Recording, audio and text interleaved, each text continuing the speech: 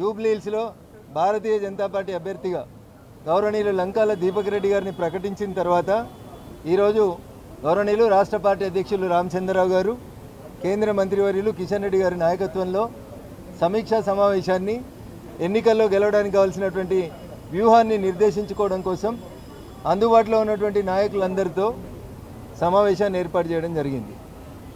జూబ్లీహిల్స్ ఉప ఎన్నిక భాగ్యనగరం భవిష్యత్తుని దృష్టిలో పెట్టుకొని భాగ్యనగరం బాగుండాలంటే, భాగ్యనగరంలో ప్రజల భవిష్యత్తు బాగుండాలంటే ఎంఐఎం గూండాల యొక్క అనుమతితో మనం బతకాల్సినటువంటి పరిస్థితులు భవిష్యత్తులో రావద్దంటే భాగ్యనగరంలో ఉన్నటువంటి ప్రజలు, ముఖ్యంగా జూబ్లీహిల్స్ ఓటర్ మహాశయులందరూ కూడా ఆలోచించాలని సవినయంగా అప్పీల్ చేస్తూ ఉన్నాం.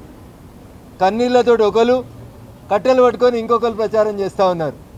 కాబట్టి కన్నీరుకు కరిగిన, కట్టెలకు భయపడిన జూబ్లీహిల్స్ భవిష్యత్తుతో పాటు ఈ భాగ్యనగరం భవిష్యత్తు మూసీ నదిలో కలవాల్సినటువంటి పరిస్థితి వస్తుంది. కాబట్టి ఆ కన్నీరు ఎప్పుడు వస్తూనే ఉంటుంది.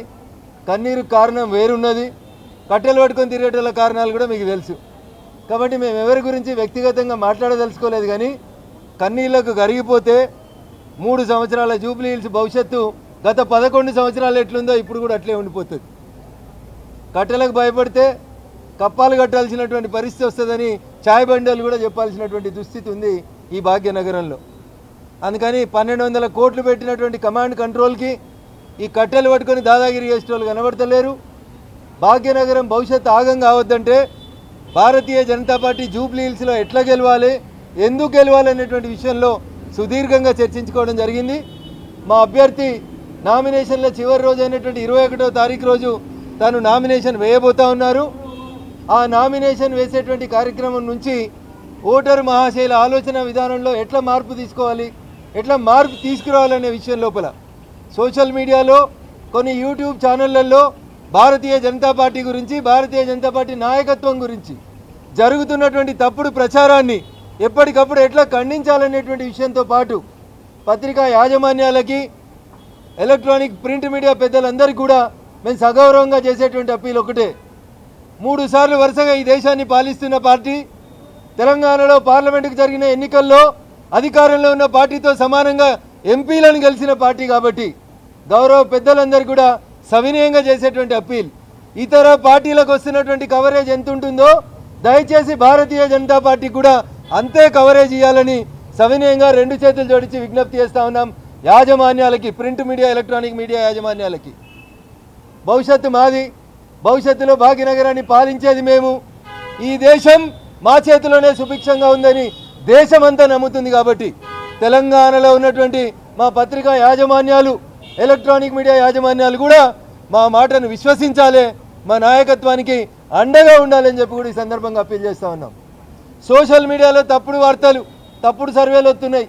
వీళ్ళకి ఇంత ఓటింగ్ వచ్చింది, వాళ్ళకి అంత ఓటింగ్ వచ్చిందని. అరే క్యాండిడేట్ డిక్లేర్ అయ్యి 24 గంటలు కాలే.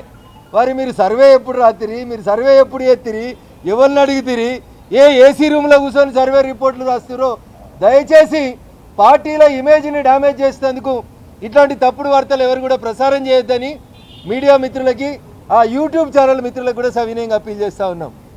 4వ స్తంభం మీరు, ప్రజాస్వామ్యాన్ని కాపాడాల్సిన వాళ్ళు మీరు కూడా ఇట్లా చేస్తే బాగుండదేమో అనేది ఒకసారి ఆలోచించమని అప్పీల్ చేస్తూ ఉన్నాం. పార్టీల దగ్గర జీతం తీసుకొని పనిచేసేటోళ్ళు ఏది రాసినా నడుస్తుందని రాసుకునేటోళ్ళకు కూడా ఈ అప్పీల్ లాగానే స్వీకరించుండ్రి.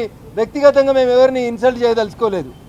కాబట్టి దయచేసి ప్రతి అంశాన్ని భారతీయ జనతా పార్టీ నాయకత్వం గమనిస్తూ ఉంది. మీరు రాసే తప్పుడు వార్తలు, మీరు వేసే తప్పుడు సర్వేలు, మీరు మా పార్టీని డ్యామేజ్ చేయాలని చూసేటువంటి ప్రతి అక్షరం బరాబర్ గుర్తుంటుంది. ఇవాళ మేము అధికారంలో లేకపోవచ్చు, మీ మీద చర్యలు తీసుకునే శక్తి భగవంతుడు మాకు ఇవ్వలేకపోవచ్చు, కానీ భూమి గుండ్రంగా ఉంటుంది. It will take a turn అనేది మాత్రం గుర్తుంచుకోండి.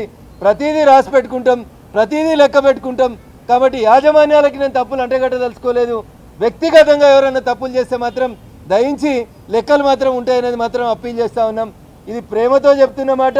నా భాషనే గిట్లుంటుంది, నా గొంతే గిట్లుంటుంది. కాబట్టి రఘునందన్ రావు బెదిరించిండని మళ్ళీ స్క్రోలింగ్లు పెట్టి నన్ను పెద్ద లీడర్ని చేయొద్దని మీకు అందరికి కూడా అప్పీల్ చేస్తూ ఉన్నాను.